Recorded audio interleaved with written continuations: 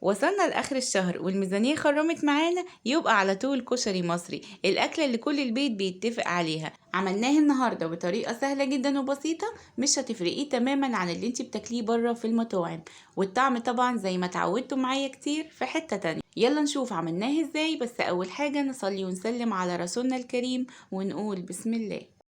اول خطوه معايا اني هجيب الحمص بتاعي. عندي هنا 8 كيلو من حمص الشام، جبته غسلته كويس جدا وبعدين نقعته في الميه ساعتين 3 كده، وبعدين رميت الميه بتاعته وشطفته كويس جدا وحطيته عندي في حله، وحطيت له شويه ملح وشويه كمون كده وعطيته تقليبه، ورفعته على النار وهسيبه يتسلق على مهله. تمام.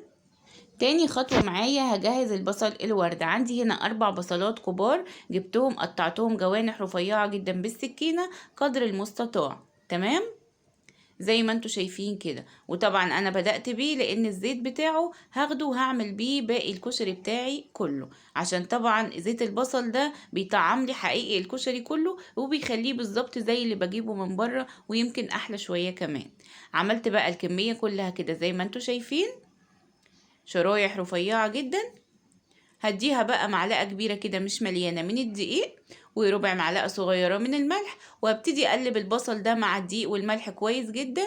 وطبعا يكون البصل بتاعي على مصفى عشان ينزل اي دقيق موجود فيه زيادة. تمام. في الوقت ده بقى سخنت طاسة فيها زيت غزير على النار، وعلى نار متوسطة من الأول، وبعدين أول ما سخن معايا الزيت نزلت على طول بالبصل بتاعي كده، وأول ما يبتدي ياخد اللون الذهبي بالتدريج زي ما انتوا شايفين هبتدي أقلب كده باستمرار باستمرار لغاية لما يوصل للون الذهبي الفاتح ده، وما تغمقهوش كتير لأنه بعد ما بيطلع بيغمق سنة كمان. طلعته كده كله، ويفضل لو عندك مناديل، بس أنا ما كانش عندي مناديل وبرده كان طالع مقرمش جدا. طلعته كده على حاجة مسطحة وهسيبه يبرد تماما. تالت خطوة معايا هنعمل العدس بجبة. في حلة سخنة على النار حطيت شوية من زيت قلي البصل، بعدين نزلت عليها ببصلاية صغيرة مكعبات صغيرة، وفضلت أحمر فيها لغاية لما تاخد لون ذهبي فاتح جدا. بعدين نزلت عليها بمعلقة صغيرة من التوم المفروم وشوحته معاها لغاية لما شميت ريحة التوم. نزلت عليهم بعد كده بربع كيلو من العدس بجبة المغسول والمتصفي كويس جدا مش نقعاه تماما. عطيته بقى ملح كمون فلفل وشوحته مع البصل والتوابل دي. بعدين نزلت عليه بقده مرتين من المية المغلية، بمعنى لو عندي كوباية من العدس بجبة يبقى هضيف لها كوبايتين من المية المغلية. تمام. هغطيه بقى واسيبه يتشرب وهعمله بالظبط معاملة الرز. تالت خطوة معايا هعمل صلصة الكشري. في حلة سخنة على النار نزلت بشوية من زيت تحمير البصل، وبعدين نزلت عليها بمعلقة كبيرة من الثوم المفروم، حمرتها لغاية لما ابتدت تاخد اللون الذهبي الفاتح. نزلت عليها بمعلقتين كبار من الخل، وبعدين نص لتر من عصير الطماطم. ظبطت بقى توابل ملح وكمون وفلفل اسود، وطبعا معلقة السكر، وهقلب ده كله مع بعضه وهسيبها تتسبك على مهلها. تمام. الصلصة هنا كانت اتسبكت، هرفعها بقى من على النار، وادي العدس بتاعي ابتدى يختم. هديت له النار وحطيت له الشياطة وسبته يستوي على مهله زي ما انتوا شايفين. نيجي بقى لخامس خطوة معايا، هنعمل الرز بالشعرية. زيت تحمير البصل نزلت عليه بنص كوباية من الشعرية المتحمرة دي، كنت محمراها وشايلاها عندي في الدولاب. بعدين نزلت عليها بقى بالمية المغلية، وظبطت الملح، وحطيت طبعا معلقة السكر للرز بالشعرية بتفرق جدا. واول ما المية غليت كده مع الشعرية هنزل بكوباية الرز بتاعتي زي ما انتوا شايفين كده. طبعا رز مصري مغسول ومتصفي كويس جدا. طبعا كلكم شاطرين في عمايل الرز، مش محتاجة اقول لكم طريقة الرز بالشعرية. ختم كده معانا الرز زي ما انتوا شايفين. هديله تقليبة وهسيبه يتشرب.